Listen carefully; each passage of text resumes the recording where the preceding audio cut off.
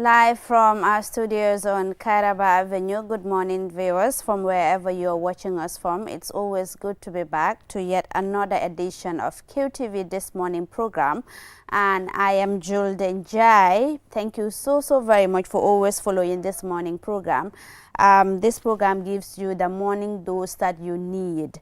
I mean, we have current affairs, we have the African proverb, which is one of my favorite, and we have our amazing, interesting guest who always entertain us and also, you know, take us through happenings in the country, but as well around the world. This morning, I am joined by my friend. When I say my friend, everyone knows who my friend is. I am joined by Mr. Mumudumbuj, who is my co-host, and he is also my newspaper review guest, yes, right? So you're wearing two caps this morning. Yes, I've got a dual role this morning. Yeah, so he's playing dual role this morning. By the way, it's not dual, like people will say, it's dual. Good morning, Mr. Buj. You know how it is. How are you? I'm good, you know. 1st of July. Yes, the 1st of July. Yes, bread $12 now. Yes. And you know that it is about... You take that right from my mouth. Like, that's what I wanted to say. But I really wanted to allow you to introduce yourself. Yeah. No, not introduce. Say hello to the viewers. Absolutely. And then we, then we move on. Yeah. Next time. All right. Move on. So, like Mr. Moj said, today is the 1st of July, and that means, you know, bread prices are now, you know, increased from $10 to $12. You know, both Senful and Tapalapa. So, guys, don't argue with the shopkeepers if they tell you that bread prices have increased. Now the price is $12 in the Gambia. And it's a new month. We pray that this month goes on successfully. May we all have what we desired. May we all have good health, you know, prosperity, peace of mind. And the rainy season, a lot of things happen because just recently, is it that time that it is raining in the Greater Banjul? Yes, yeah, yes. it's the third time. We haven't seen the heavy rains, yeah, but so far we've seen area, some of the disasters that it you know it has caused, especially around the Talinding end. And we also saw online a reported case of a child who died, who drowned. You know, it did not even start. So it's really important to actually talk about this. The conversation should continue. I mean, every year this is the same conversation we have been having around the rainy season, the displacements, the deaths, the destruction that is causing. I mean, there is a need for concerted effort from everyone to actually tackle this thing, because for far too long people are battling with the same problem. So this morning, like we always do, we have our African proverb. It's quite an interesting one, Mr. Buj. And we will also take a look at some of the papers we have here. And we will also, we are expecting members from the National Disaster Management Agency, NRA, WACA, and NEA to talk about Gambia's rainy season and the preparedness, you know, that we're doing, some of the initiatives that we have already rolled out or we are expected to roll out as a country to actually tackle some of the rainy season related problems that we encounter every year. So, Mr. Mbuj, take us through the African proverb. Well, what have we got here? When the dog kills an antelope, its master takes the credit. When the dog kills an antelope, its master takes the credit. Yeah, I mean, a dog killing an antelope, knowing how fast it is. Yes, but it's a very, very interesting thing. And it tells you so much. It's a powerful metaphor. Yeah, right. You know, and it tells you a good deal about human beings as well. That's really what it is. Because immediately what hits you here, you know, the dog and the master killing the antelope, is about what? Power dynamics. Yes. It's about exploitation, the master taking the credit. Right. And it's about recognition. Would you recognize the one that helped you? Yeah. So this is normal, particularly in the world of academia.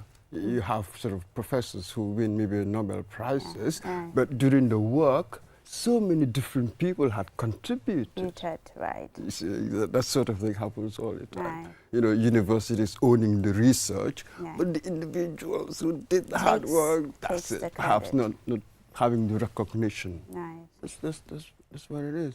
We see it all the time. Yeah. Maybe even in offices, perhaps even at home. I don't know. We see this kind of behavior all the time. Those who do the legwork and those who take the credit. Absolutely.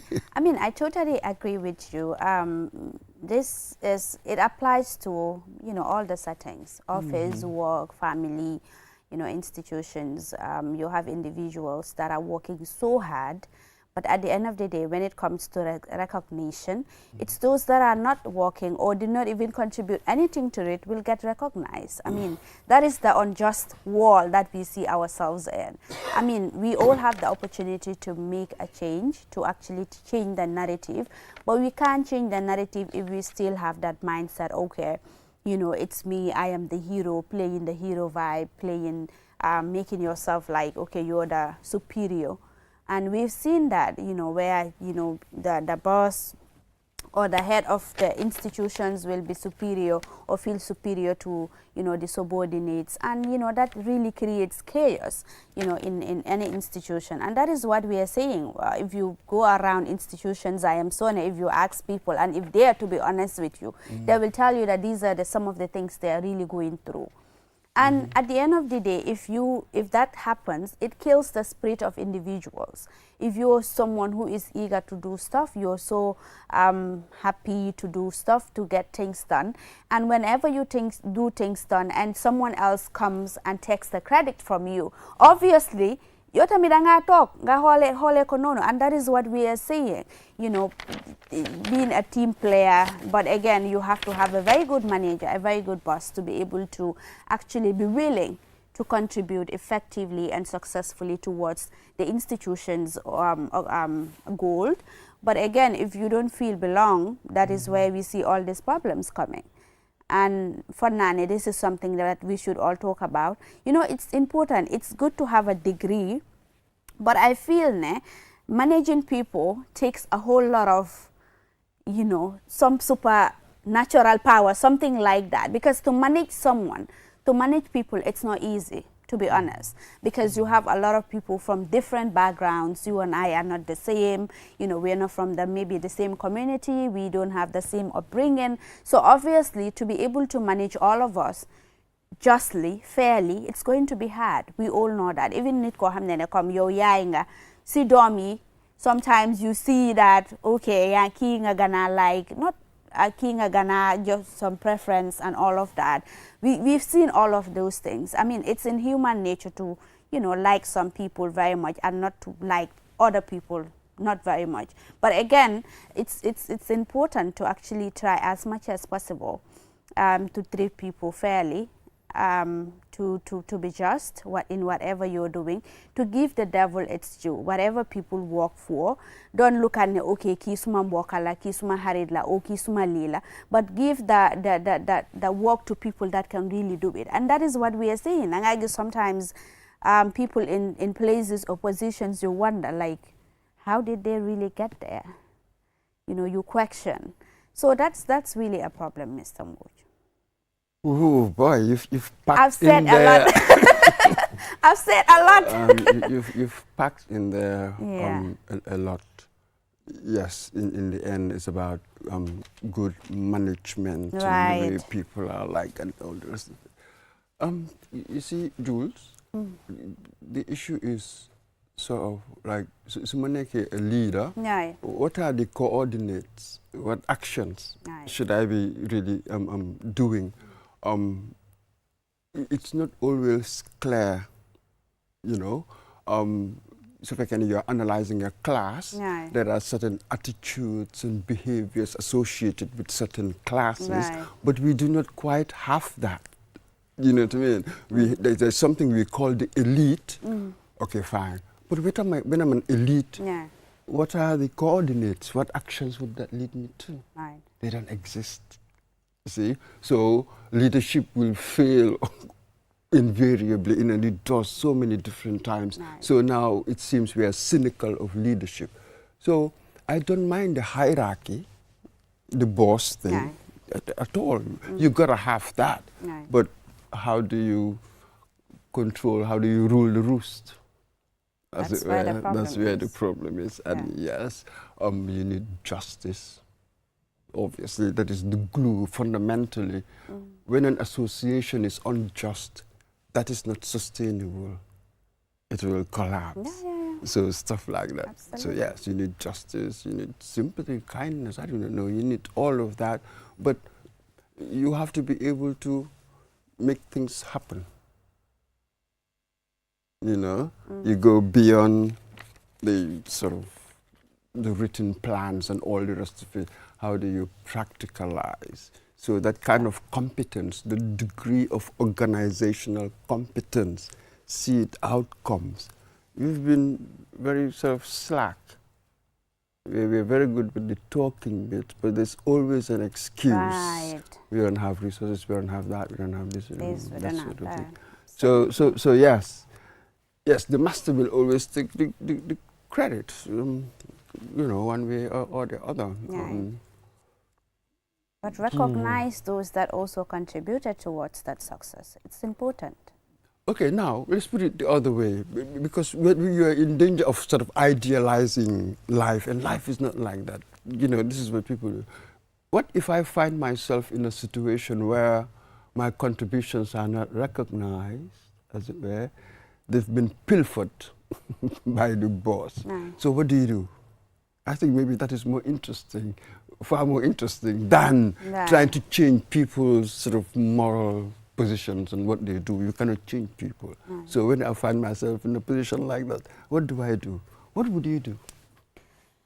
For me, really, that's really an interesting and hard question. But for me, if I find myself in a situation whereas I do the work and, you know, I don't get recognized, I will continue doing the work because that's what I'm paid to do. But again, you don't expect me to go beyond that, because, you know, you don't expect me to really kill myself for you or the institution when I'm not being treated fairly or justly. I mean, that is why in most cases you see scenarios like that. You see people who are so hardworking when they start, they're so hardworking, they're ready to get things done, they're ready to go the extra mile.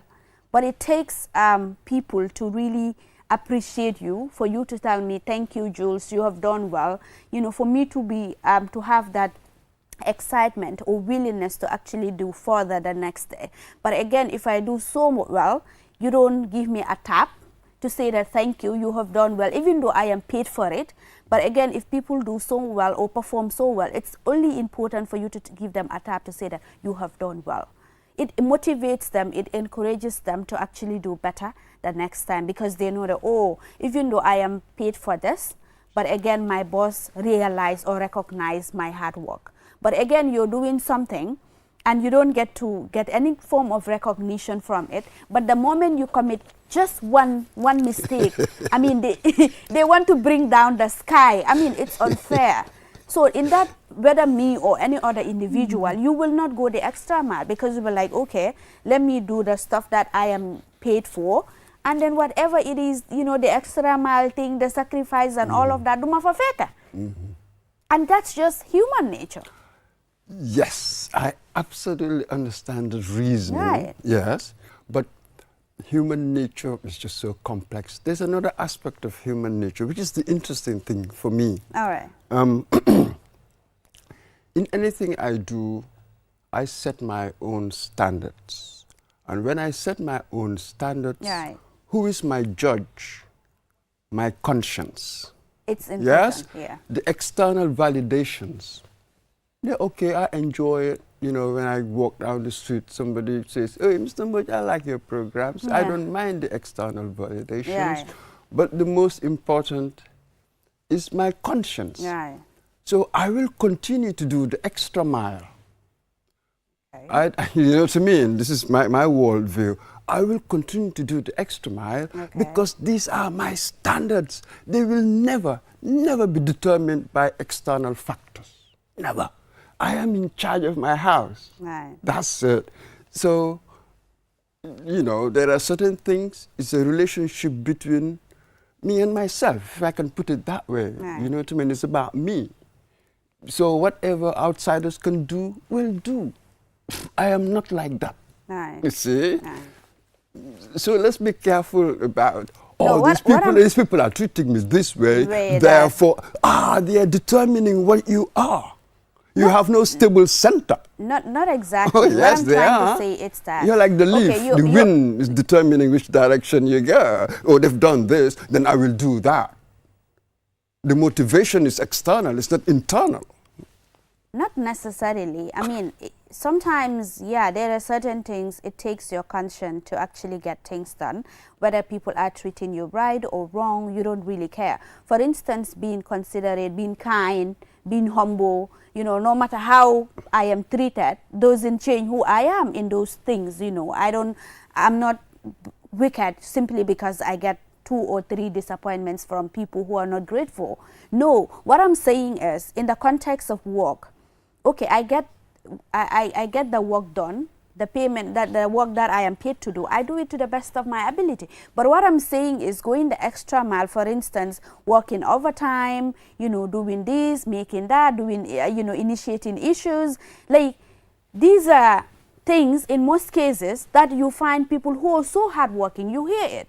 This person was super hardworking, the person was going the extra mile, but again, you know, all of a sudden, spirit and bit of a dim. What is wrong? I think it's important to actually find the source of the problem rather than saying, I know, like each and every one of us, we have our own standards. We have our own beliefs and stuff that we are ready to compromise. But there are certain things, Mr. Moj, you don't compromise them. Really, I can't kill myself for you when you are not, I'm not even worth you lifting a finger for. I don't do that. Really, it should be reciprocal. You give me, I give you back the positive energy. You give me negative energy, I run away and then could protect my own space. It's not about, okay, standardizing stuff, but it's about protecting your own space, your peace of mind. Because there are certain things, Degala, you know, whatever we do, you're not doing it for people. Again, people will praise you today. You will give me $1 million or dollars. I will praise you, Mr. Mbojko Bahla. But haral nga commit a mistake towards me. I will go around the whole circle, everyone telling them Mr. Mbojko Bonla. And I will even encourage or force people to hate you because of that single mistake you did. So that is just it. But again, so okay, because Jules, dama ko jote $1 million, you know, I did this and that for Jules, and all of that. So it's the reason why I should not do it for Aisha. It's wrong. Because Aisha and Jules, they are not the same people. But what I'm saying, in an institutional context, for instance, you see a lot of people, you know, doing so well, they're hardworking and all of that, they have a lot of things, and in most cases, institution be them sekana. But they treat unjustly. When it comes to recognition, they are not recognized. When it comes to whatever, promotion and all of that, they are not. Comme ñom dal dañ leen téye ne saay li ñom ñooy def de liggéey wat when it comes to recognition bi kenn du leen gis kenn du leen tudda kenn du leen wax dara. So that's what we are talking about. So demee institutions yu bari fii almost 99% of institutions so far demee these are the same problems you encounter. They will tell you ne man maa def liggéey bi, but at the end of the day suma boss wala suma colleague moo jël the credit. You see that like every time workshops for them you hear people talk about it. So Mota in Manila, there is time for us to really break that cycle. When people are doing so well, give them a tab. It does not take you much to say, Jules, you have done well. Come you're not going to do the program, so you have done so well. Joholo Madara, but that you have done so well, Damade try so much to prove myself in the next program again. Because I'm looking up to Mr. Mboj, and Mr. Mboj, I'm doing so well, that means a lot. Sometimes it doesn't mean it doesn't, it's not material stuff, but even kind words can really lift up the spirit of individuals, and I think that is important. So that's the point I'm trying to raise. Oh, I get you perfectly well there. Without the recognition, that can be so deflating. Right. We understand that. And the other point there being really, there are limits to what people can tolerate. Right. There is. I accept all of that as well. I just wanted to add this other bit Which about is important. that's it. It's super important. In any Trust me. relationship, that's it. Everything begins with your identity. Right. Who am I? What am I? Right. Yeah? Then you take that to the relationship. I totally agree, All Mr. right? Boyd. And this is my favorite anecdote, really. In Shakespeare, Hamlet, Whoa, there was yeah. this particular scene. Polonius was talking to Hamlet. You see, they're talking about one of them said, you should treat people according to what they deserve. Right. It sounds so commonsensical, so brilliant, yeah? But the other one said, well, how would you really know what anybody deserves? Yeah. You've not been in their journey when they were growing up. Therefore, treat people according to your own dignity.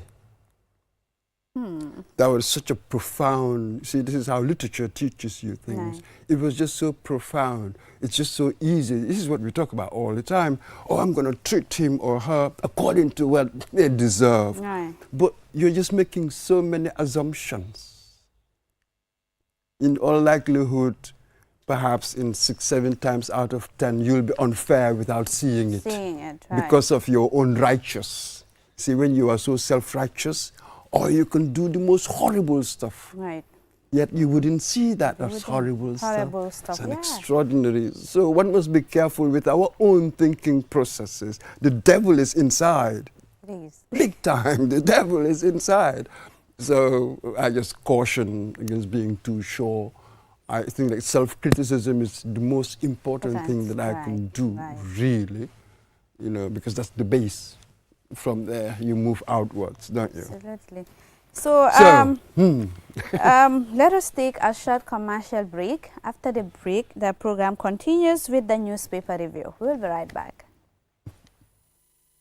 Kiwmoni arti webi nafitora gol no yawi te non kadi no moƴƴi kiwmoni a wawa wadde piiji ɗin fow kala ko wonɗa wattu kala a wawa hendade mbuuɗi maɗin e o kiwmoni app kesong a wawa nattinde mbuuɗi ma ɗum yaltina soda crédit soda kiw paba soda ko falaɗa te non kadi wawa hen yoɓude himɓe e ko heewi ida wawi kadi nuldude kiwmoni yoɓa bilji maɗin te non kadi hendoɗa mbuuɗi ko yaasi nulda himɓe kadi mbuuɗi fi nafitoragol ɗum no weeɓi yahu ka play store ma ɗum ka app store fi wawa fuɗɗade fi heɓugol hen ko laaɓi noddu kiwmoni customer care e 133 kiwmoni suñu kalpe minen udditi lawol ngol si woɓɓe jokki.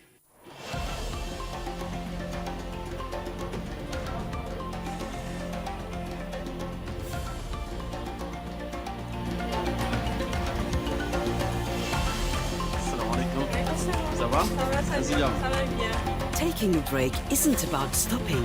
It's about recharging for the next stage.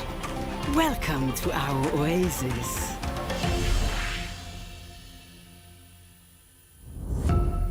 Powered by Africa, Oris Energies.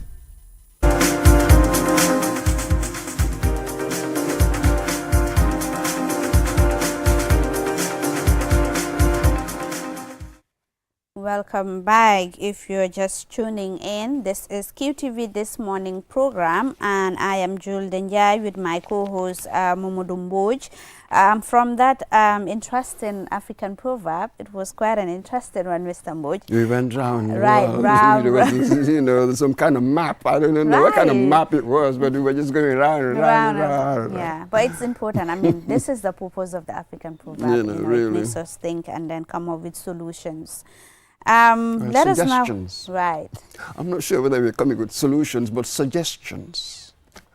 You have to test things before you know whether they are the solution. It works. Yeah, okay.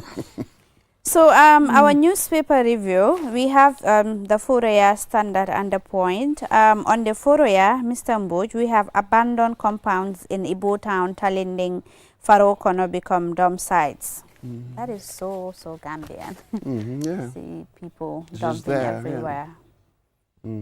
That's a hard hurdle. It is. How are we going to move away from that kind of behavior? Right. It's just quite extraordinary.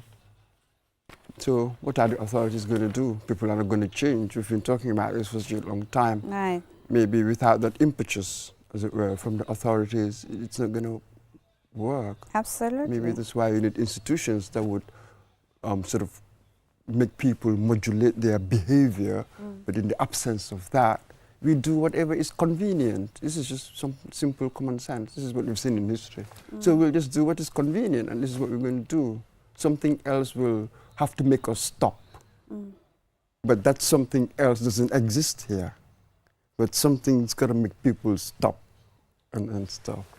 Perhaps even better, I should feel within myself that I shouldn't do this. That's really the cultured stuff. Right. That's really the civilizing stuff. I should feel within myself that I shouldn't do that. But it doesn't always work like that. It doesn't. That's the unfortunate bit of it. You see, like, people having signboards, you know, don't dump here, It's don't park meaningless. here, but people just dump. Like, meaningless. they don't respect. People just go ahead and dump in these places, meaningless. you know, and it's really crazy. You know, I cannot understand you taking trash or waste from your compound and then you throw it in someone else's compound. I mean, it's just, some of these things are just common sense. And so you are here, and people were like, okay, the government should really come and take this. But who is the government? We are the government. You know, the central government cannot do it alone, and it's important for people to work together. But Manluma don't like about, you know, sometimes what I tend to hate so much about my beautiful country is the fact that then they politicize everything and anything. You know, that has really become a very big problem, you know, in this country. We can't really rationally look at things or find solutions or do stuff without really putting some politics, elements of politics in it. And I think that is really doing more harm than good in our country. For instance, you know that, okay, yo, yangi danga bale sakir, dem set. You know, ham ga drum side before neka. So hamu telo wala sula suresa, ga def ko sisako. You know, cancel leave trucks so you nga def ko fa wala nga fay all these legi dañ they am these donkey carts from neka ni they're going around places, you know, you get collect waste. And it's $50 singa li wala $25 singa nga yobu ko gañu dem sani ko. But again, you will not do that. Nga jël that waste nga collect ko from your compound, nga jël ko nga dem dump ko somewhere in someone else's house, or nga def ko fo xamne dal ci yoon la ñi fofu lañ dé jaar, and yow ci sa bop sa da nga ñoo mujjé jaar fofu non. So I think some of these things ñu ñoko dé creator suñ bop. Imagine situation bu melni ndox bi ñoo fekka lolu nonu fofu nonu. It's going to be crazy. Malaria, munga am fofu infection, munga am a lot of, you know, diseases from that place because of the way it is. So I think that some of these things, we don't really have to wait for authorities to do it. It's important for us to actually take the lead as, you know, citizens of this country. Why duñ mëna xaar na okay council moko wara def xara ñu xal council su ñëwé. Council have a lot of things, though it is their responsibility because people are paying them tax to actually get things done, but there are certain things they can't do it alone. For you collaboration to be able to get things done, but it's just unfortunate, Mr. Mboy. There are certain things that they happen for you. Wonder like, what is really going on? Yes, absolutely. You're a minute, young a kind of failure of common sense. But then to that, I will ask, if it is merely commonsensical, why is the sort of breaking it so common? You know what I mean? It's just very odd. Then I contrast it in Banjul. When I was growing up, people were sort of acutely aware of where do you throw stuff. With us when we were kids, you throw anything that ask you pick it up, go put it in the bin. So one grew up in that. And even the streets, everywhere you had bin people, you know, the bin men who would come and collect the bins and take them, all of that. So there was that sense.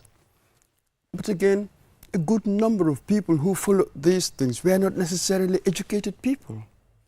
There was a culture, wasn't it? See, there was a culture of doing that sort of thing.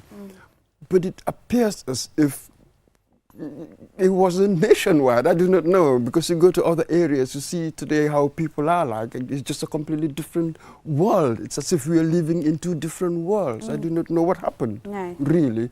So Is it a failure of common sense? I don't know. Is it a culture? I was reading a very interesting paper the other day, Atomic Habits, telling us that when people behave, the environment determines their behavior far more than the intention. And I can understand why. You must create the environment where it is easier for the human being to do the right thing, and it's more difficult to do the wrong thing. But the environment is not right, you know what I mean? So when I come, I just slot into it, you know? Imagine if, you know, I'm from Mars. I come over here, I'm determined to be clean, I wouldn't throw things about. But again, everybody's doing it. So my unwillingness to do anything doesn't have any effect. Sooner or later, I will join in. Yes, because I can see that my individual effort of not trying to do this or to do that will not have any effect. Everybody is doing it. Sometimes I fall into the trap. I buy mints, you know, before I put everything in my pocket. You know, the seal, I put it in my pocket and do my mint. And suddenly I said, oh my God, this is just so inconsequential. It is a non-entity. It is. You are not having any effect whatsoever. It doesn't. So it is true. Behavior is determined more by environment than individual intention. Sooner or later, you will break. Break it, absolutely. The environment will break. When the abnormal becomes normal, normalized. The normalized becomes abnormal. So that is what we are seeing. It's a difficult one. It is a difficult one. But hopefully we will really, you know, keep sensitizing people. No, it wouldn't come from there. What I've seen of change, so historically, you have a top that comes and enforces things. Then it seeps through. The idea of bottom-up, I do not know. I've heard a lot about it. But sort of, yes, maybe episodically. Episodically, you might have something, you know, that would come along. But in the end, you need proper leadership to give it direction and underline. Wherever you have the mob take over, they commit carnage. So I am never into that bottom-up. I don't know what that means. Whenever it happens, they just go and commit carnage. In the end, you will need a top-down to give it focus, direction, and thought. You see, thought comes into it, proper thought. So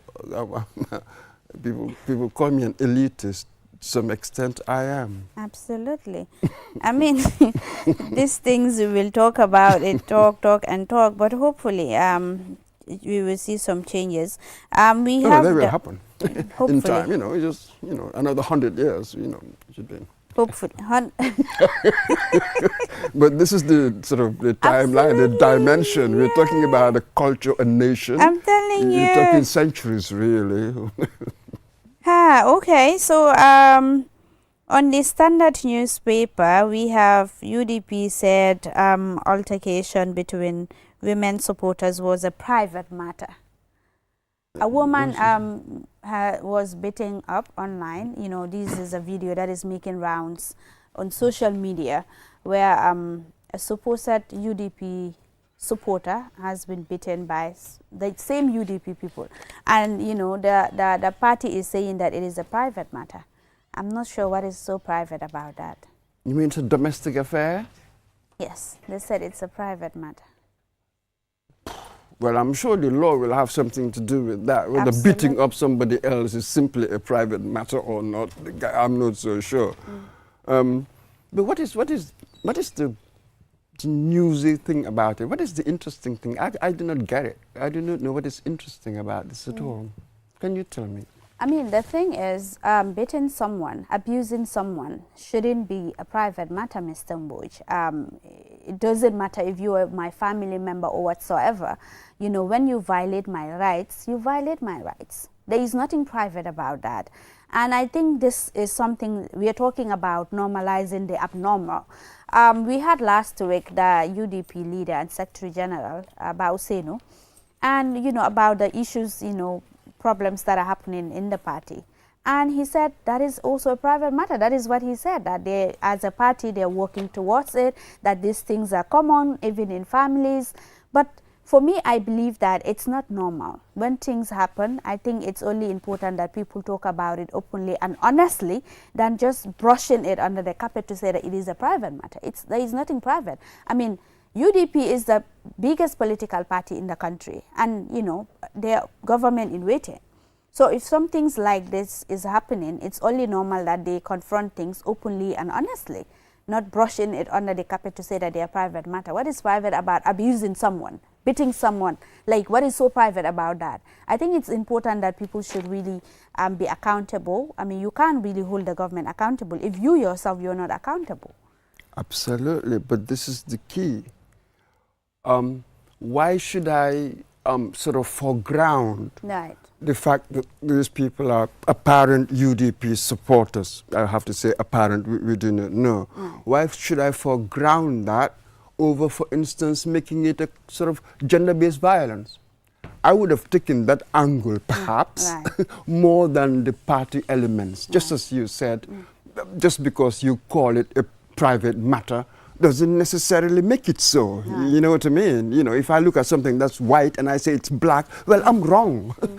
Reality is not quite like that. It's not purely, absolutely subjective. So this is my point. Either I take this seriously. Is it a case of gender-based violence? How do we get the relevant authorities involved? You see, that can lead me to this sort of productive action. The party political veneer, you know what I mean, we've embroidered, if you like, this party political stuff into it. I think it is a red herring. It's taking us away from what is really significant. Absolutely. That is just so inconsequential. It is petty. It is petty. So, Mr. Moj, we will take a short commercial break. After the break, we have officials from the National Disaster Management Agency, NRA, WACA, and NEA to talk about, you know, their preparedness ahead of the rainy season. Not ahead of, we are already in the rainy season. In it. So we'll be right back. But quite a feast.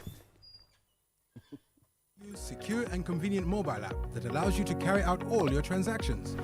No matter where you are or what time it is, you can always access your funds. With the new Q Money app, you can cash in and out, buy credit, buy Q Power, shop, make payments, and so much more. You can also send Q Money, pay bills, receive international remittances, and transfer cash to others. Just download the app from your Play Store or App Store and get started. For more information, call customer care on 133. Q Money, Sinu Kalpe. We innovate, others follow. Q Money imurundana ne koteke anila ni mobile app sone yaringo alanna yata ndu ise kuol bekeno ibeda woda wati ise munafano ila kodola anin Q Money la ni mobile app kuto ise kodo dundino ye kodo fintinde ise credit ko sanno ye Q Power sang ye fengol sang ndu fanan ise mol jono anin ku jamalu ise Q Money kino ye la bilol jo ndu fanan bantala banko se kodo kiyeno ise kodo fanan kino do kotenye kurke munafanyina a download sign Play Store anin App Store ni laftaka Serengo sotoje Q Money customer care commandi 133 Q Money suñu kalpe ntolle nga silo walang dole mol noma Q Money delsina ak sen mobile app bu bes bi orna gawna te hit mun nga ko jëfandikoo pour def ci lo bëgga fo mun di ne watu bu ne mun nga jot sa xaalis ak Q Money mobile app bu bes bi mun nga dugal xaalis génné xaalis jënd ci crédit jënd ci Q Power jënd lo bëgga ak yu bari mun nga ci yone Q Money fay sa bill si jot xaalis bitim réew yónnee xaalis ci noo ko bëggee looy def yombana downloadal app bi léegi ca Play Store bu dul loolu App Store pour nga door pour am si lu leer koolal Q Money customer care si 133 Q Money suñu kalpe ñoo xaali yoon wi ñeneen toppa Qcell mooy suñu boss Qcell mooy suñu boss Qcell mooy suñu boss Soru Go, ebe dawa full network suta tili Qcell ni lafta diamla wati jamala mune diata Qcell most reliable network jumala keta wati Qcell wo quality man nyon soto jam ona manke Qcell hani be wuloni farole kono walante be bakono jala fayola network ko se taria Qcell suñu boss ñu fi njeka indi 3G ñu delu taxi 4G plus and now we bring you 5G 5G first and only 5G provider suñu boss itela follow adi doron nesa keno Gambia bela nyon tawo fele Qcell Go fasunta buka busi QCell. Itella molti milka kukutol nati Gambia QCell meta lori la kilianol yele imanjina amanda wala itella ka quality dila dadi ma itelle silo wala wodol mume be kenoma. QCell sunny boss QCell sunny boss QCell sunny boss QCell sunny boss. Connection be bambandi QCell sunny boss. QCell most innovative QCell sunny boss.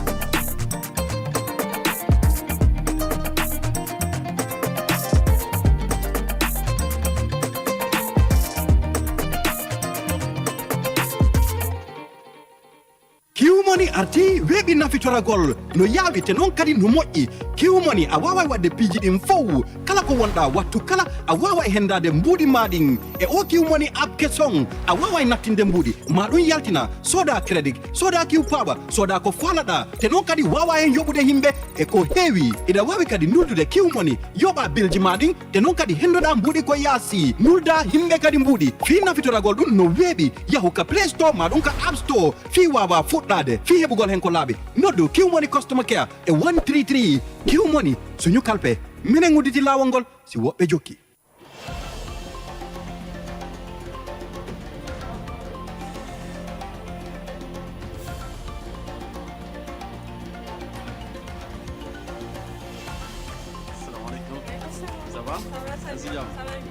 Taking a break isn't about stopping.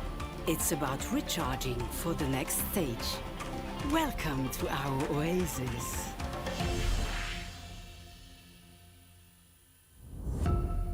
Powered by Africa, Oris Energies. QMoney is back again with its easy-to-use, secure and convenient mobile app that allows you to carry out all your transactions. No matter where you are or what time it is, you can always access your funds. With the new QMoney app, you can cash in and out, buy credit, buy Q Power, shop, make payments, and so much more. You can also send Q money, pay bills, receive international remittances, and transfer cash to others. Just download the app from your Play Store or App Store and get started. For more information, call customer care on 133. Q Money, Sinu Kalpe. We innovate, others follow. Kiumoni imurundana ne koteke anila ni mobile app sone yaringo alanna yata ndu ise kuol bekeno ibeda woda wati ise munafanno ila kodola anin Kiumoni la ni mobile app kuto ise kodo dundino ye kodo fintinde ise credit ko sanno ye Q power sang ye fengol sang ndu fanan ise mol jono anin ku jamalu ise Kiumoni kino yela biloljo ndu fanan bantala banko se kodo kiyeno ise kodo fanan kino do kotenge kurke munafanyina a download sign Play Store anin App Store ni laftaka kusenango sotoje Kiumoni customer care kumandi 133 Kiumoni suñu kalpe ntolle nga silo walang dole mol noma Kiumoni del.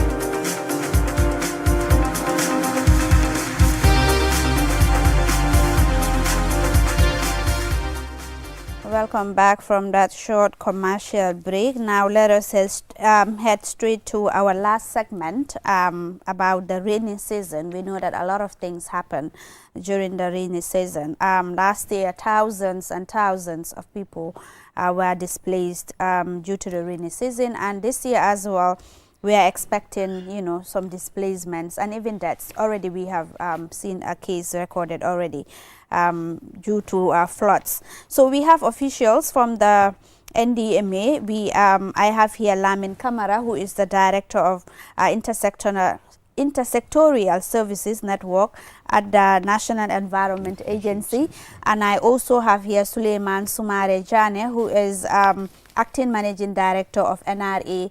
And I have with me here Masane Landing Sise, who is M&S specialist, Waka Project. And I have with me here as well Momodu BK Sise, who is the interim director of operations NDMA.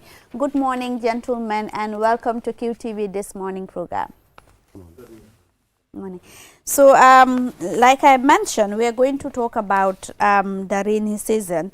We are going to start with the National Disaster Management Agency. And, you know, just last year, we know that there have been a lot of displacements and even deaths during last year's rainy season. So, what are Has there been any investigation done, and what have you done during last year's rainy season to tackle some of the problems that we are expecting to have this year? Thank you very much. Good morning to my colleagues, and I am happy to represent the Executive Director of the National Disaster Management Agency. As you rightly mentioned, last year we had disasters in this country. And the National Disaster Management Agency, as the government coordinating institution for disaster management, was all out to ensure that we conduct assessment. We conduct assessment to be able to determine the number of people that are affected by the disasters, and it also make informed decisions because data that we provide enable government to make informed decisions. So to be precise, last year we had more than 70,000 people that were affected by disasters in this country, and this is both windstorm, flash flood are the main that impacted the society. But also we understand that last year we had fire disasters in this country, because disaster is not only limited to flash flood or windstorm, but domestic fire also cause serious destruction in the country, and then we take note of all those disasters, and then we provide the data for the public and the government to make decisions. That's it. You mentioned the assessment you made, and there's a figure 70,000. Tell us more about the assessment of what happened. Yes, like the National Disaster Management Agency, as a humanitarian institution, is also in touch with our sub-regional, regional, and global partners. We deploy a tool called Cobo Collect. This is a humanitarian tool that enables you to generate data, because we have different indicators or different questionnaires that are deployed. So as a country, we have what is called multi-hazard assessment form that looks at different hazards in the country. And we train 100 data collectors annually and provide tablets with them. So when we receive an information of a disaster event, we will just ask our volunteers to go to those communities and interact with the affected households. They will now generate data that will be sent to a server. We will analyze that data and share report. We call it situational report. Frequently, we develop situational report and share with our critical partners for them to look into that document and see what they can also add to the entire national efforts to ensure that disaster risk reduction is given consideration. So when you talk about the issue of rainy season, we know that flooding has been a major problem in the Gambia. Just recently, some of the roads that are constructed in Talinding, Koloban, and NRA, we've seen that a lot of people are really complaining already that, you know, we've seen a lot of floods happening, and this is just 3 rains happen within the Greater Banjul area, and already we've seen a lot of flooding happening. What is the NRA doing as far as flooding is concerned, you know, drainage is concerned, to ensure that what happened last year does not repeat itself? Thank you very much for the question, and good morning to my fellow panelists and good morning to the host. It's definitely a pleasure to be here to share our knowledge and thoughts regarding issues that are affecting the country in this particular situation, flooding for that matter. I'll first of all like to extend condolences to the family of the bereaved child that we understand, lost his life, this past weekend due to, some flooding issues, that he unfortunately, fell into the, running water. At NRA, we take design considerations as far as flood mitigation is concerned, and also come up with technical, remedies to some of these issues, not just stemming from just the roads, but also the environment. When we build roads, we assess the environment first and determine how will the construction of the road affect the environment, and what could we do to mitigate, some of those effects. Now, essentially, when roads are under construction, it is not completed, and you don't have, all the design considerations, implemented at the time. Some of those things, may cause some issues, but also at the National Road Authority right now, what we are doing is coming up with mitigating factors that would help alleviate some of these issues. To the point that, before we even start construction, we'll start implementing some environmental considerations that may help, in the event that we do incur some rain or severe rain events, does occur, there will not be, much, effects in the environment. Now, flooding is something that you can always say you can put a stop to, because these are, natural, environmental phenomena. And if you look at the effects of environment and environmental changes, some of those are really hard to predict, and I'm pretty sure the natural environment will comment about those. But what we can do is do the best we can to ensure that we build roads that do not contribute to flooding, create any kind of hazard to the communities that they are supposed to be serving, but do become amenities to the communities. So to that end, NRA is fully engaged and working with our partners, meaning NEA, NDMA, in this case, WACA. In order to help, really design our roads properly and create discharge aspects and areas, and also create collection points for some stormwater discharge. That has been, one of the biggest issues in the Gambia. I mean, everybody talks about, let the water run, let the water run. Water can just run inevitably. I mean, you just can't, create, stormwater runoffs, forever.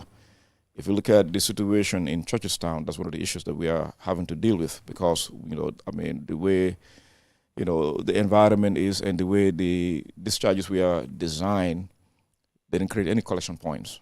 And if you look at the Gambia, that's one of our biggest problems. We just let water run inevitably. That is not acceptable. But who is to be blamed for that? I'll say it's maybe lack of understanding that occurred before. So some of the people that came before us didn't really have that, or were not as knowledgeable about flood mitigation aspects, or in this case, we're talking about hydraulics and hydrology, and roads, and maybe even buildings were designed and constructed in manners that just virtually allow water to run anywhere. And these are things that I think from a long-term solution we need to look at seriously as a country. You can't just allow water to just run, just keep on running. To where? That needs to be the big question that the whole country needs to ask. Yeah. Allow the water to run to where? All right.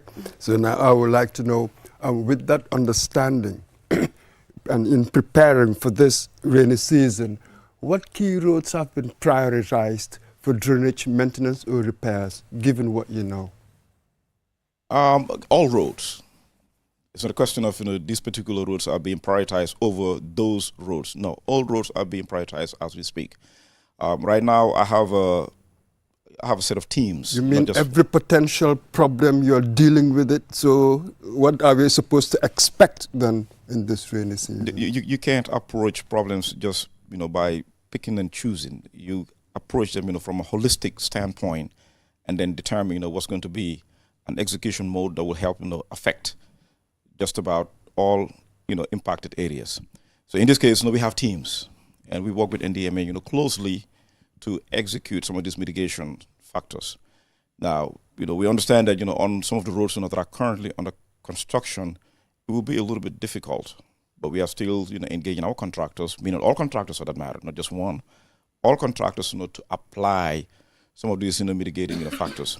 Now, some thorough assessments have been done, and this was actually led by myself as a hydraulic engineer, to determine what are the mitigating factors that we need to put in place in anticipation of the rainy season, and also to help not just save lives, but make sure that people are comfortable in their homes even when it's severely raining. So in this case, there are certain things, and and I think the lady asked about Ibotan particularly. I'll use that as an example. We actually came up with a design, which is a unique design that will help alleviate. Ibotan doesn't even have just a flooding issue. And when you talk about flooding, we're talking about superficial water discharge. Ibotan does have some underground water issues. So essentially, water does not permeate into the soil at Ibotan. If anything, water virtually comes out of the the soil at Ibotan. So we've designed some underground discharge systems, and that will help control the water level, essentially lowering the water table. And the president has given it this blessing, and right now we will. The unfortunate part is this is something that we wanted to do before the rain season, but nonetheless we've already started on it, And when we are finished with it, it will help improve, the, water issues at Ibo Town, tremendously. I purposely did not say flood water as water issues because they have flood water issues and they have underground water issues. So how far have you gone with that project? We just started on it. Now, so if I hear you correctly, it means that the issue of floods is going to continue this rainy season as well. There is no solution or whatsoever. Okay, I said water issues. I didn't say flooding issues alone, because when you talk about Ibo Town, you have both flooding issues and underground water issues. Yeah, you talked about the underground water issue that you already started the project. I'm talking about the flood now. Is there any solution or project that you're coming up with to tackle this issue? Because for far too long, people have been experiencing the same thing year in, year out. Okay, so that virtually, spells out the fact that it is not about the roads that caused the flooding in Ibo Town. Ibo Town, is a floodplain.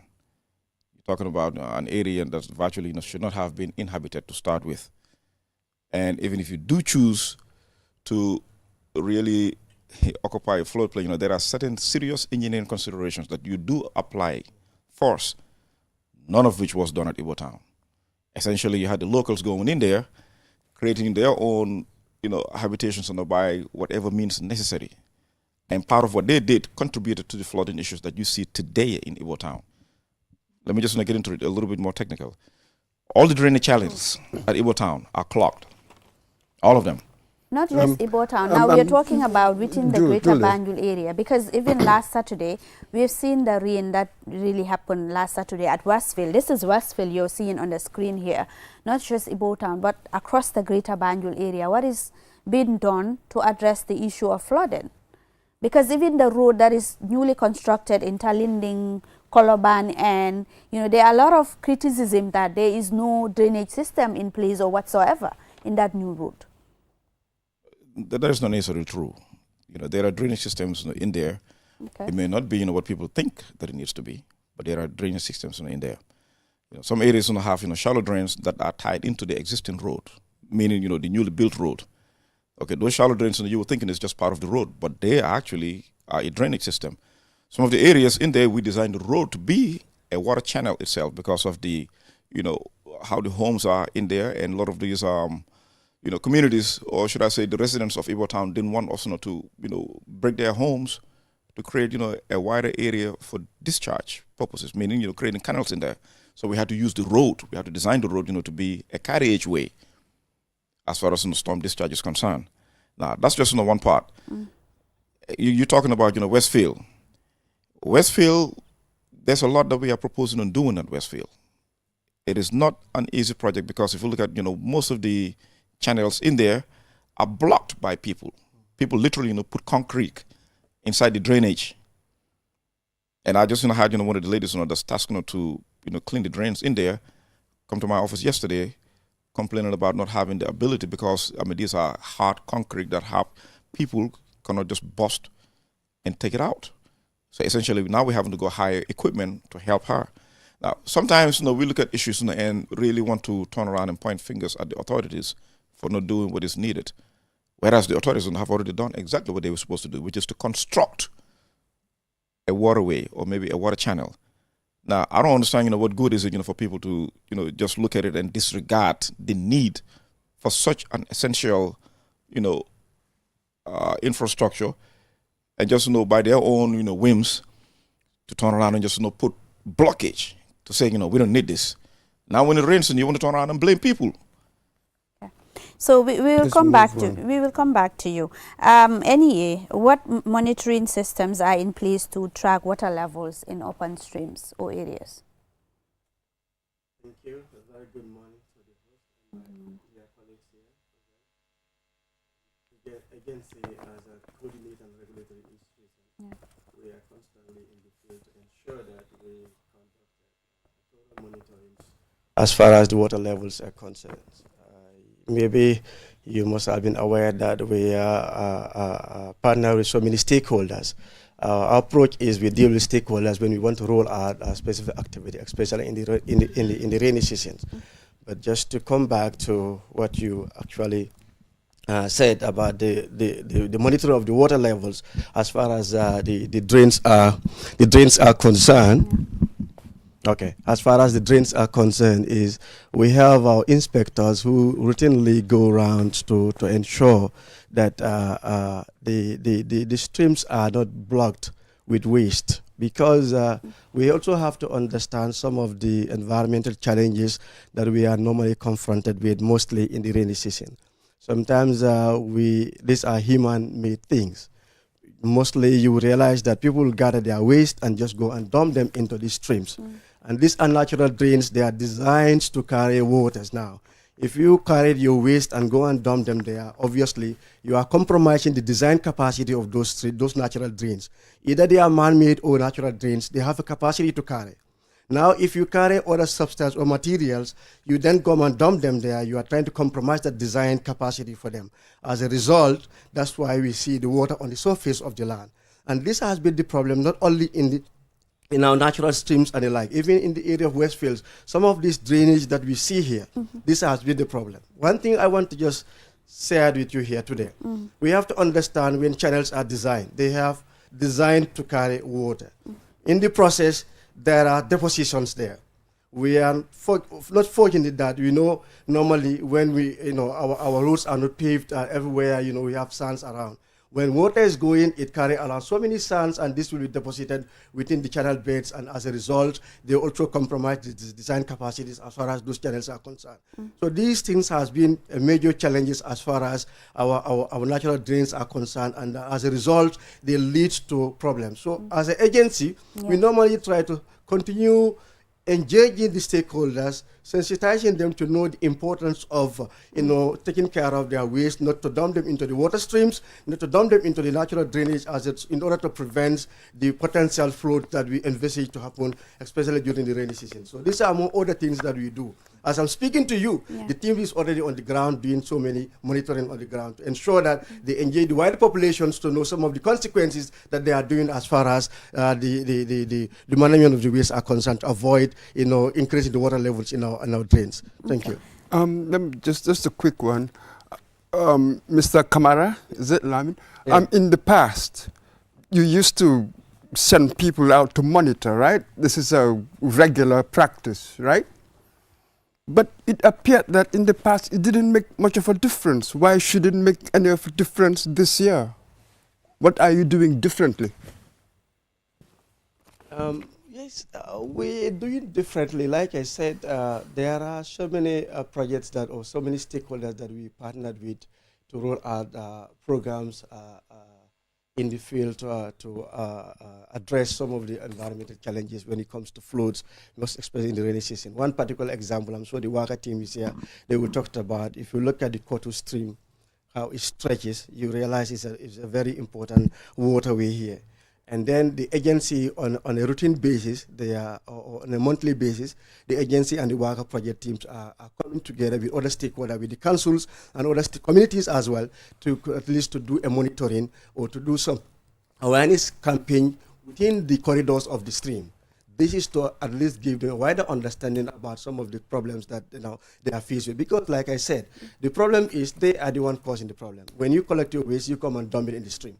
The stream is a natural drain. It's meant to convey water. Now you put in there, then you blocked it. You compromise the design capacity. When it rains, all the water will go there. As a result, the water now, the stream cannot accommodate the water. The water has to come onto the surface. Where does it go? Into our compounds, and there are floods now. So on a part of our programs that we are rolling out this year with other stakeholders is to constantly engage them.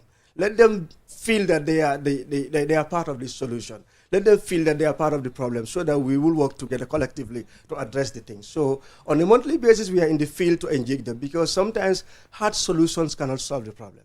We also have to have a soft way of dealing with things.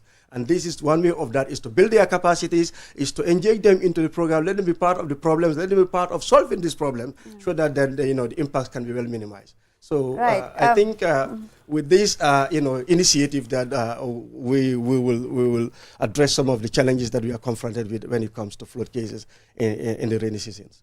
So we'll come back to you, because you raised something very, very important, and I think it's important for us to actually look at that critically. So coming to Waka, the project has been here. So far, what are some of the notable progress that the project registered with regard to the Dakota stream? Thank you very much. Good morning to the co-panelists, and thanks for having us. So the WACA project, it's a World Bank funded project. It's a regional project currently been run in 9 countries, including the Gambia. The Gambia's envelope size is 45 million, and it's focused on addressing problems of coastal communities. So in the Gambia, remember in 2021, there was heavy flooding, and there was an assessment done, and 5 hotspots were identified, one of which was the Kotu stream, and the World Bank approved the $45 million project to reprofile the Kotu stream. So the Kotu stream is a natural drainage channel that stretches over 11.2 kilometers. It starts from Jufre Faro in Nemokunku and all the way to the Atlantic Ocean. It passes through Nema, Latikunda, Serekunda, London Corner, Bundung, all the way to Manjai, Kotu, and it empties at the Atlantic Ocean around Sunset Beach. So because this is an infrastructure project, it takes time before it comes into effect. There are a lot of studies that need to go in. So the project started in 2023, and we felt as a project that the civil work would start sometime around next year, and the communities along the stream cannot wait until 2027 to start feeling the impact of the project. So we had a consultation with communities as well as our partners, and it was agreed that let's do short-term intervention. So as part of efforts towards a short-term intervention, last year the project procured 34 water pumping machines. 30 were small ones, which were given to communities. Until now, they're still with them. And these pumping machines, a small pumping machine has the capacity to pump 60,000 liters of water per hour. And then we had 4 big pumps, 2 of which are given to NDMA so that they can address if flooding issue occurs other parts of the country that are not within our project intervention area. And one is given to KMC, and the other one is given to the Area Council. So the WACA project, if you look at the project intervention area, it cuts across the 2 local government, that's Brikama Area Council, because Sukuta and Nema falls within the Brikama Area Council, and the rest of the wards fall within the KMC. So both councils have a pumping machine that has the capacity to pump over 500,000 liters per hour. Last year, you've seen it in use in Brikama area. So that's one of the things that the project has done. In addition, the project has procured flood investigation equipment for the Department of Water Resources. We've installed water level recorders at the Manjai Kutu Bridge and also at the Tipa Garage Bridge. And this, they have data, and they send real-time data to look at the water level within the stream, and it sends real-time data to the Department of Water Resources, who in turn shares with the communities along the stream to alert them, because it serves as an early warning system. And we also installed rain gauges at the Kutu High School and Sukuta School. This serves to give the Department of Water Resources the level of precipitation that we receive, and that will help them in terms of usually they would release an alert. Like this year, they've already indicated that we're going to have above normal rainfall. So this year, we're repeating the same thing. In addition to the machines, we also declared the entire stream from Nemokunku all the way to the Atlantic Ocean. We remove all vegetations and also do desilting. And we cleared all the drains that are connected to the Kotu stream. So the work was divided in 3 lots. One of the lots was from the Battle Harden Bridge all the way to the Manjai Kutu Bridge, and then the second lot from that bridge all the way to Nema, and the third lot was the one that was clearing the drains connected to the stream. So this year, as of June 11th, we've contracted 3 contractors to do the same work. Last year, we've removed over 300 trucks of waste from the stream. And that is why, as a result, last year there were no flooding issues reported along the Kotu stream. So this year we're repeating the same intervention to ensure that the communities along the stream don't suffer from any inundation. And in terms of the actual civil work, we're currently at an advanced stage in terms with the feasibility study. They've already done they've submitted the inception report. They're currently doing the flood investigation, after which they will come up with detailed design, engineering design. The design will be such that it will include both grey and green solution. Grey, that is the cement, and the green is where they will do some nature-based solution rather than making everything concrete. So currently the drains are being cleared, but one of the challenges we face, some of the slabs that are used to cover the drains are old. So when the contractor removes it, they break, and the wall linings usually break as well. And the other part is the attitude. The contractors, whilst clearing the drain, community members are still throwing waste into it, which is we also partnered with NEA to conduct inspection, where the inspectorate unit monthly, we go in the field with them to sensitize the community as well. And with the National Disaster Management Agency, last year the project supported them to develop contingency plan for all the 9 wards along the stream. And this year we're supporting them to operationalize it. So contingency plan, maybe the guy from NDMA would talk about it later, but it's essentially meant to prepare the community in terms of what to do if disaster strikes during and after in terms of response. So essentially that's what we've been doing as a project so far. Okay. Yes, that's it. So now, next, the intervention that you plan for this season, what should we expect to see? I think we will yield similar to the result that it had last year. We expect to register 0 flooding incident, major flooding incident along the Kutu stream, because that's our project intervention area. As of beyond the Kutu stream, we cannot speak on that.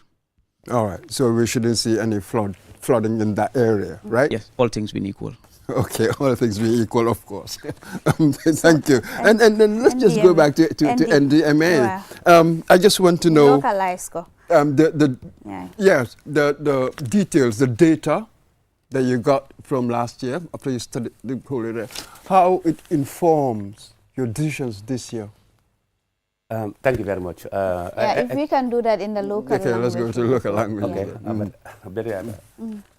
Abaraka bake nga molbe konton surtout na nyolu men ya lonko ni wolle be panelo kono jang andu ngatu le fanan tentu ngal jay ko nga fo nyamen National Disaster Management Agency man sakunda la bundale me ya lonko yalondi pour ka censundir ke nyokan alandar ko walla wanda masi walla banko kan ninko masi be ko banko kan amandang woyo ning fonyola damma dimba fanan be wolle kono ko nga fo nyamen mbe ya lonne ko nimbanko ni ajube alankene mabatale nanata woyola anim fonyoto 2022 nga woyo soto janne me ya lonko ay banko mamandi bakele ayatin nafang manzakunda e kangodi dunia mo la pour na ye kana makoy nanata coordination la UN OCHA natalenu anin undak inata pour kam makoy ka jube mbe coordination no kala nyamen 2021 fananga serious windstorm soto janne me yanko ay tiñaare baake tilikilo kono mo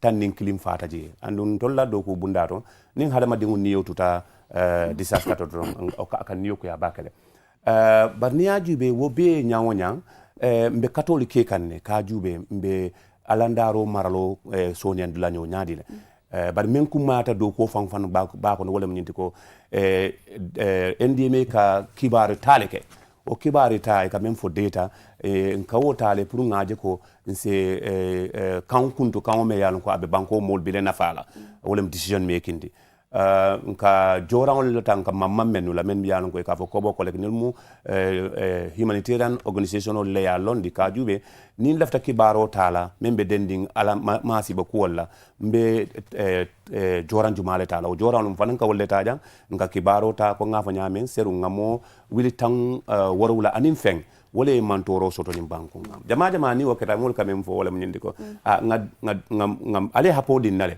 bare al nata meneke je woka ke nyinin karol jama folo mansa kunda aka kibaro soto ala nafa men wala pour ise haymaroke ka foko seru ni nangamun neketa mbe simfanya jumale tala ko ya fo nyamen seru ayatinna nga ferol faile last year beri samata mbidanga contingency plan de dala ni waka kajibe 9 wards sol men yalon ko wolle be ko to stream oto nga deda but hani am futa wotno nga national contingency plan soto le me yalon ko nilmu operational tool de me yanko NDMA ka deda bada kajube ni alandaro nata mba kututelo no nyaadile idam be respond lal o be recover go mamol sifa kele so danaka wolle munna ñaati andu ka kumolu jansa ñinang kibaro finti water resources yen kala mutandile ko ñinang samabe sialale katu niagibe ila jazz report ya tandil ko we are going to have 35% or we are expecting 35% above normal, 45% normal and 20% below normal. So near 45% ni 35% la nyokan. Nse la ko ino sama be siala anu nasiata woyobe sotla dinkral to dulal to tarin.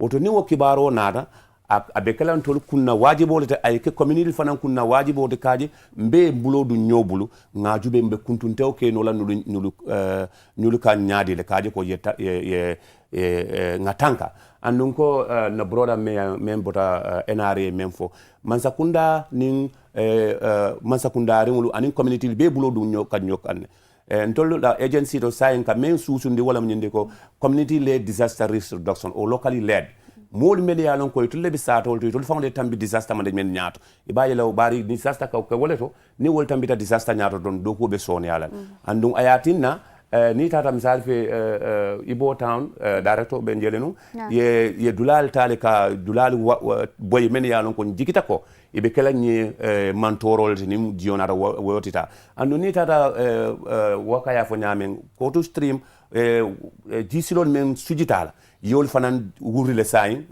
wala fayatina kunu oluna jio men kata to nyalan ay tinyaro kele bare jio ka bori sembola because men yalon ko be nyanta ga jio muta woli bota jele amanda wala ni tara brikama iba surel ko brikama area council fanan ye drenol wurile men yalon ko na batin na jambar sane ma fon jiobe bornolan itata bankola dladol fanan water retention ponds lole so kata ko jamale be ke kam banko kan ngalon ne ko inyanta la fala le bari niya jube ndola bankola fanko be nyama ni na sembo benin katawol men fanan ke kan akam mako e bakale kado niya jube 2022 we had more than 100 something thousand people but last year we had 70 meaning haponing abejikan sa mbatu ngana NRA dama time man siya bake gis nañ ne fum nekk ni taw bi ñëw na hejna fum nekk ni identifying and problems yoo xam ne daal mum fa because fum nekk ni comme nu ma ko waxee rek floods yaa ngi am yan jéego ngeen nekk di jël pour ensure ne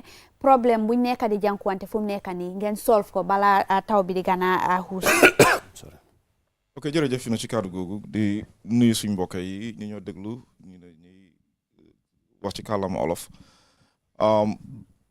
loolu laajte bu am solo la ne NRA ñun essentially liñ responsible mooy nañ ne ok superficial water runoff bu jógee ci kaw tali bi mini ne ndox mi nga xam ne mu ngi daw ci kaw tali bi di war a wàcce balaa jëm ci kër nit ñi pour lan la ñoo def na pour mun a saafara loolu pour bu mu indi yaaxa daal waaw waaye itam because of suñ capacity technically dañ day jàppale wante ak suñ naataango ji fi nekk nii yëpp muy NDMA su fekkee ne flood disaster am na national environment in this case also ak gars yi waaka yi ne lu bëri ci li ñoo def ñoom ñëpp dafa mel ni technically ñu ngi ko jël yëpp tënk ko ci liggéey NRA waaw not ne xëy na suñ responsibility la passé waaye because of the technical know-how moo tax ñuy jàppale wante ci yooyu di leen dimbali ci yu bëri waaw comme ni ko suma broda waxee from NDMA boo ko seetloo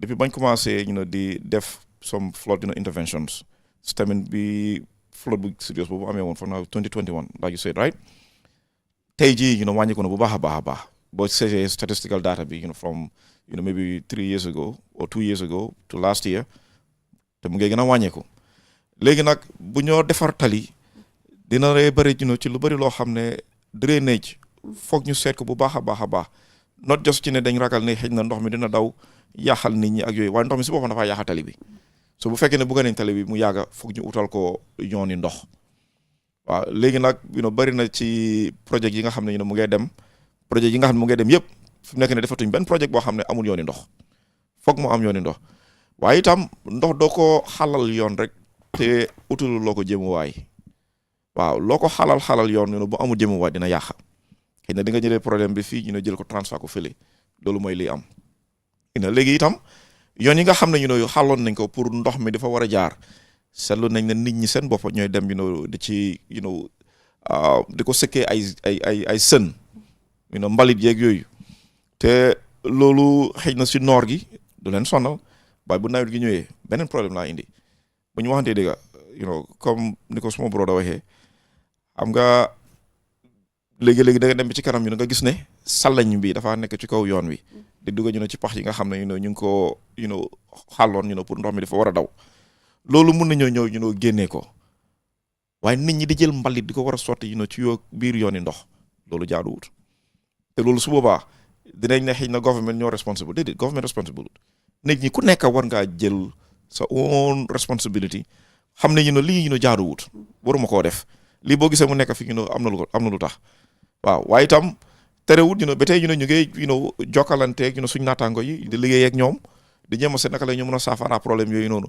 ne li nga xam ne am na ba pare toog di ko joxoñ jëriñu dara nañ jéem a seet lan lañ ci mën a def waaye itam bu nit ñi jàppalee li nga xam nañ ne warut a am ñu bañ koo def dina yombal yëpp so di nga gis ne nañ mën a jublu ci yeneen yi nga xam ne mooy gën a saafara comme ni mu wàññeekoo ba léegi ñu ngi 70% bu jëloon jumtukaay yi nga xam ne ñu ngi koo jël fi mu nekk ni di ko cleaner drain yeeg yooyu def ko ci yeneen let's say for example build more retention ponds around the country reservoirs loolu dina doon dimbale lu bëri so da ngay gis ne area yi ñoo wax ne yëpp di ko dina doon wàññeeku bu baax a baax ok nañ ñëw si NEA rek waxoon nga ci gannaaw ne drainage bi da ngaa gis ne ñi ñoo dee jël di saani mbalit si drainage system bi loolu moo dee block ndox bi pour mu jàll waaye as the regulatory framework yan jéego ngeen nekk di jël pour ensure ne ngeen punish ñoo xam ne yàlla ñoo nekk accountable because accountability dafa war a am blame game bi laa nekk di gis comme lii kii moo def lii kële moo def lele waaye léegi xam nañ problème bi fan la nekk xam nañ ñan ñoo nekk di def lal léegi ban jéego ngeen nekk di jël as regulatory authority or body pour ensure ne ngeen regulatory mujjee once and for all.